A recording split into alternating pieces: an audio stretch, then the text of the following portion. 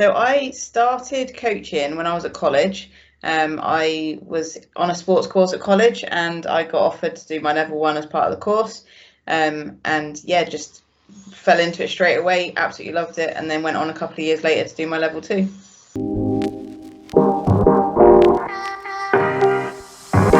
I think partly it started when I was at primary school.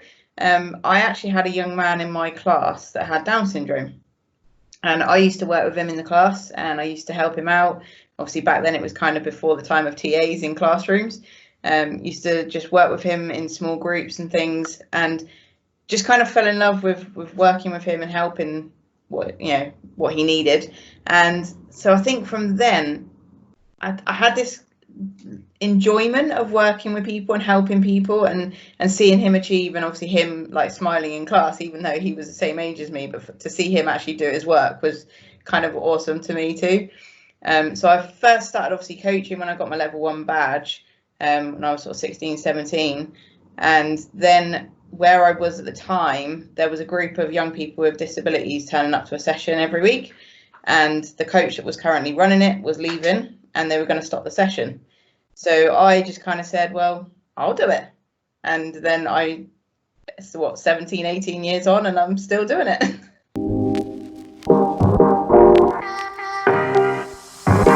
So I've been at Fulham Foundation for 2 years now, or just over 2 years, and I'm the Disability Development Officer. So my role is to organise and run activities and sessions that allow people with any type of disability to become involved. When I first started here, we had our Fulham Badgers, which is our Down syndrome group, and we had our active autism group that we're already running.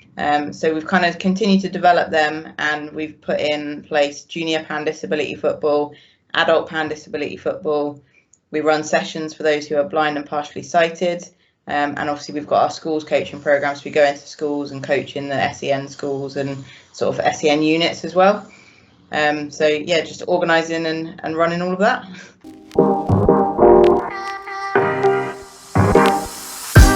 So when we kind of knew that we weren't going to be able to do face-to-face sessions, and obviously everything got suspended, I was really keen to keep that interaction with the young people, because obviously I'm conscious that a lot of people with disabilities are more likely to be isolated, and obviously parents having a lot of things going on and sort of needing that little bit of support as well.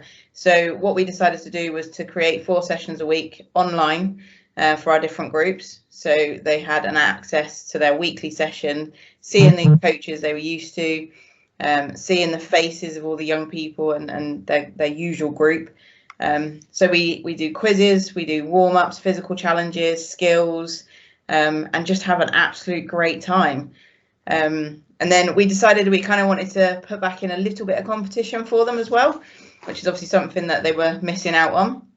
So we set up online fixtures against other clubs, and we engaged with, in the 14 weeks, we engaged with over 120 players from Fulham and other teams in online fixtures.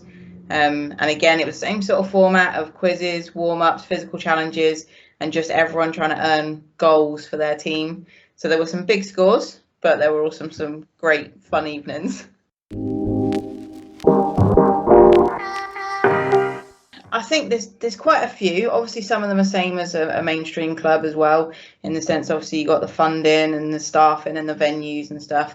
I think obviously key is the knowledge of the coaches, of the young people they're working with or potentially going to work with, and also just getting the message out to the right people that might like to play.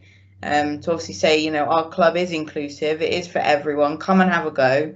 And obviously breaking down those barriers, I think, as some of the sort of the biggest challenges.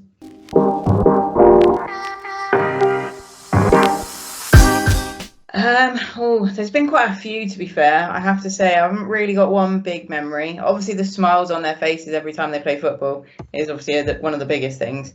Getting to play at some great venues that they probably thought they'd never play at, on Premier League pitches and training grounds and things. One of the highlights, I suppose, would be taking a team to Germany to play in a tournament to represent their club and country with a club that I represented. The kind of the development of the players and the bonds that they created, because it was just the players and coaches. There was no parents went. Some of them have never been out of England, let alone been out of England without their parents.